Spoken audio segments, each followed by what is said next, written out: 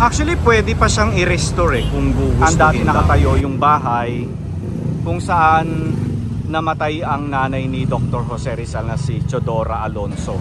So pero mukhang ganun pa rin. Nakatira pa rin dito sa mismong harapan.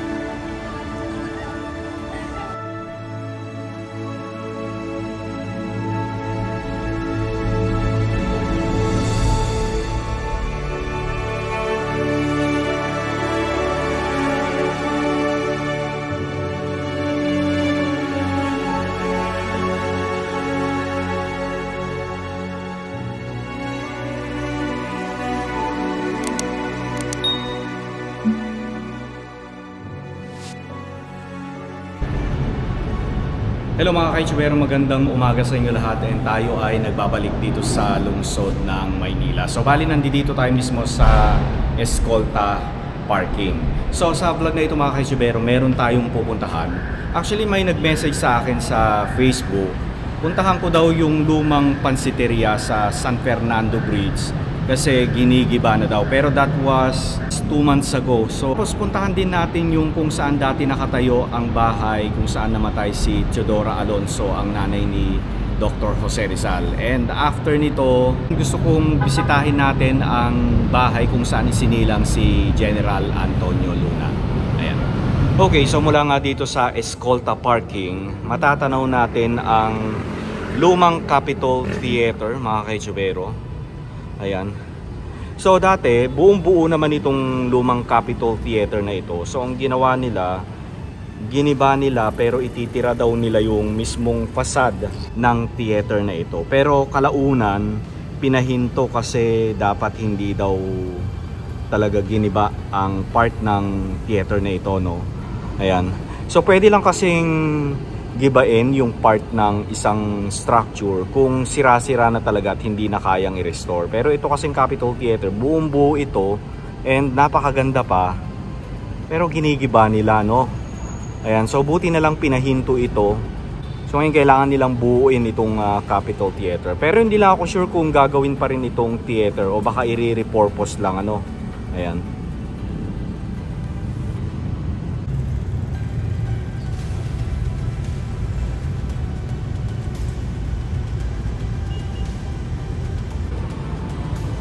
Okay, so yan ngayon ang kalagayan ng Capitol Theater dito nga sa kahabaan ng Escolta.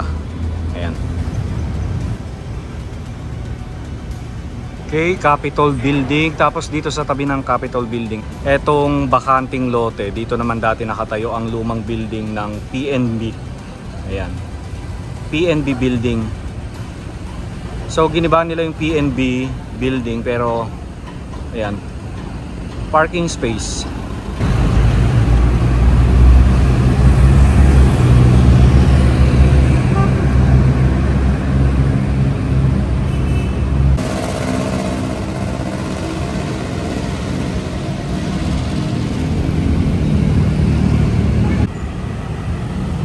Okay, so naglalakad tayo dito sa kahabaan ng Quintin Paredes. So diretso tayo ng San Fernando Bridge. Okay, so nandito pa rin tayo sa Quintin Paredes. So, di ba yung mga lumang structure na nire-restore nila, o hindi pala restore, tinitira nila yung mismong facade. So, ang tawag doon is facadism, kung di ako nagkakamali. So, etong building na ito mga ka-YouTubero, makikita nyo, lumang building ito actually. So, ngayon, tinira nila yung mismong facade ng building. Ayan. Correct nyo nga ako mga ka-YouTubero kung tama ako. Facadism. So kagaya yung ginagawa nila sa Capitol Theater. Ano? Ayan. So kung makikita nyo dito sa lumang building na ito, itinira nila yung facade. Para syempre alaala kung ano yung dating nakatayo dito. Ano? Ayan.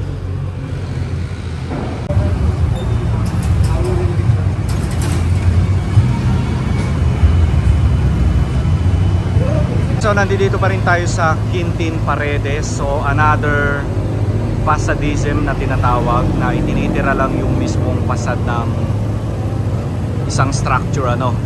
Ayan. So dati itong commercial, ano bang basa dito? An Uiso Bin Building pala ito. Ayan.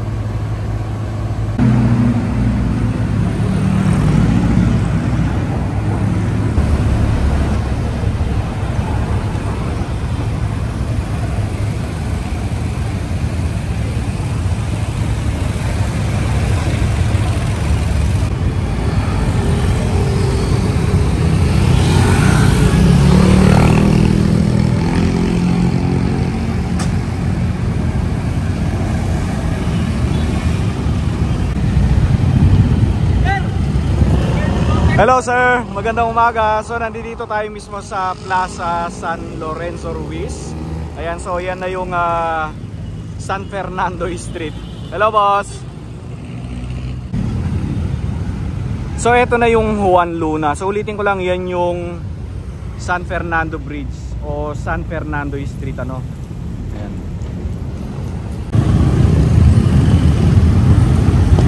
So yung bahay na tinutukoy ko, eto siya oh mga ka-YouTubero. Sandali, dito nga tayo. Ayan oh. Oh, kala ko ba iba na, hindi naman pala eh. Buong buo pa rin naman pala eh. Sabi nung nag-message sa akin, ginigiba na daw ito.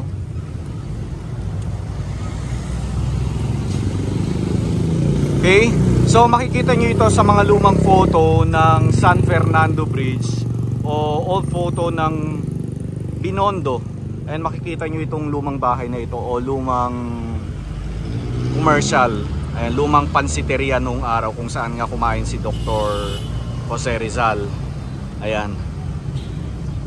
So doon sa nag-message sa akin na ginigiba na daw ito, hindi naman eh. Niloloko tayo no. Ayan. Wow, mali. So kung mapapansin nyo no, both side semento. So para siyang sandwich na umiipit dito sa lumang bahay na ito. So parang ang nagpapatibay lang sa kanya ay yung dalawang structure na yan, both side ano.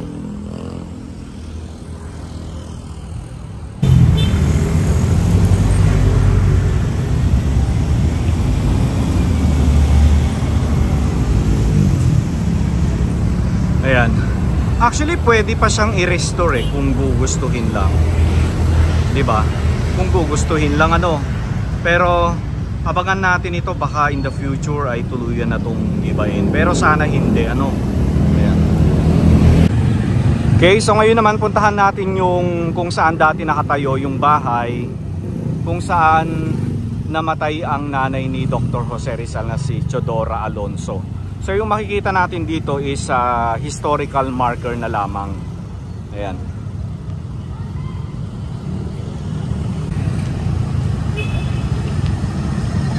Okay, na-miss natin ang Maynila ano. Ayan, so sino sa inyo ang nakamiss sa Maynila? Ayan, comment nga kayo mga ka-YouTubero. So eto, Santo Cristo na ito.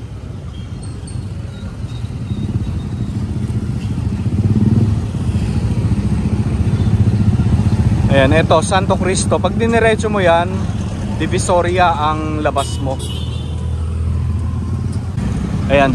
So, tingnan muna natin itong commercial dito. Isang lumang structure o lumang bahay dito sa kahabaan ng Santo Cristo Street.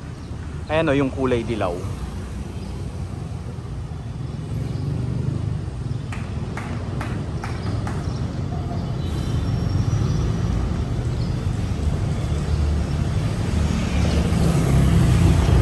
Okay, so itong structure naman na ito is 1800s pa ito, panahon pa ng mga Kastila. And naaalagaan lang yung structure. Kaya kung makikita nyo talagang maganda pa rin ano. Ayan. So ito yung anong tawag? Chamsamco and Son. Okay, diretso tayo dito. Okay, so eto na siya mga ka-YouTubero. Dali, tawid muna tayo. Hintayin natin sila. Halika na, tawid tayo. Eto siya mga ka-YouTubero. So ito historical marker na lang ano yung makikita natin.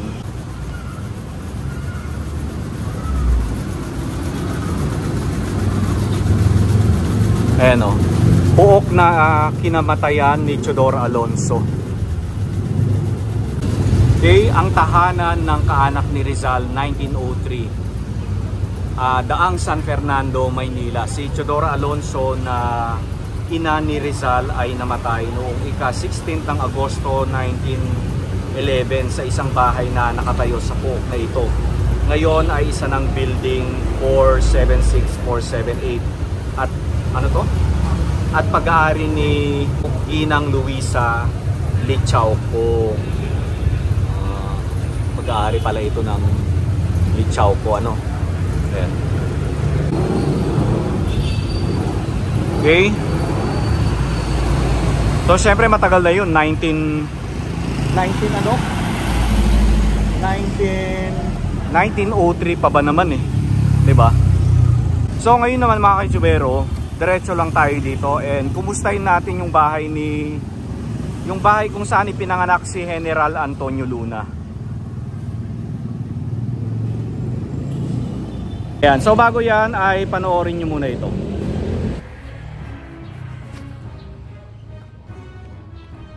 Hello sir, magandang naimbag nga malem kada kayo. Ayan, sa inyo. Magandang hapon din po sa inyo. Ako po si Chris Eduarte, ako po yung Museum Guide po rito sa Museo ni Juan at Antonio Luna.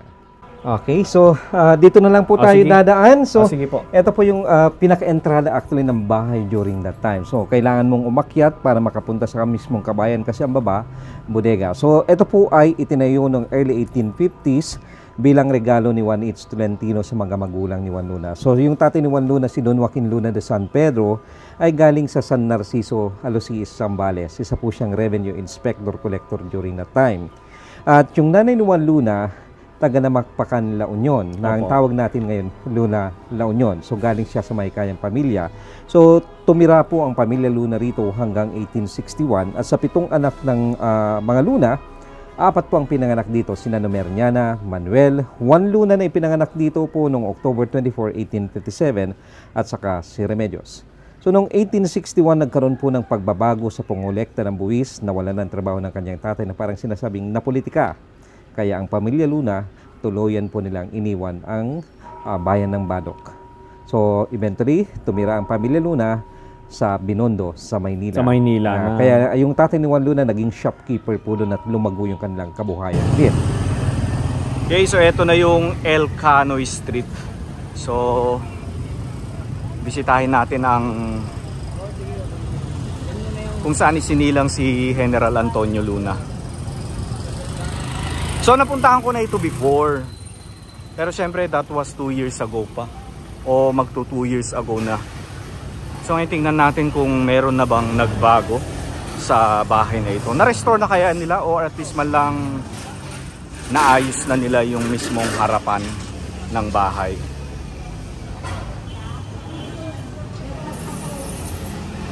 Eto na siya oh.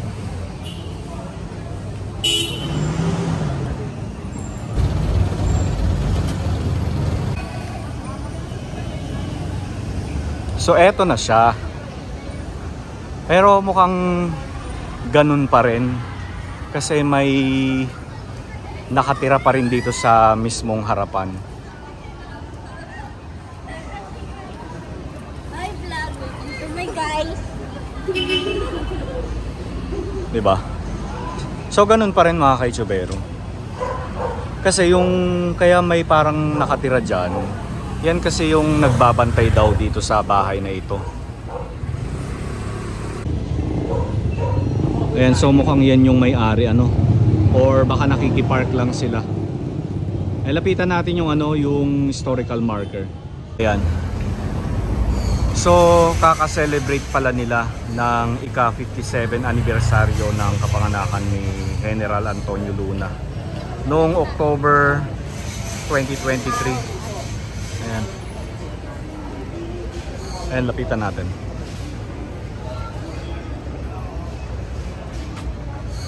Mapapansin nyo may mga bandila na nilagay sa mga bintana ano. Ayan.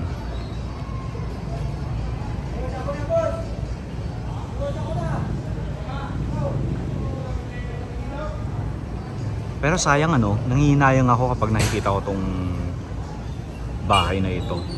Sana gawin nilang museum or siguro maganda kung i-open nila sa public. 'Di ba? Para naman yung mga tao ay nakikita rin. Malaman din yung history ng bahay na ito. Ayan.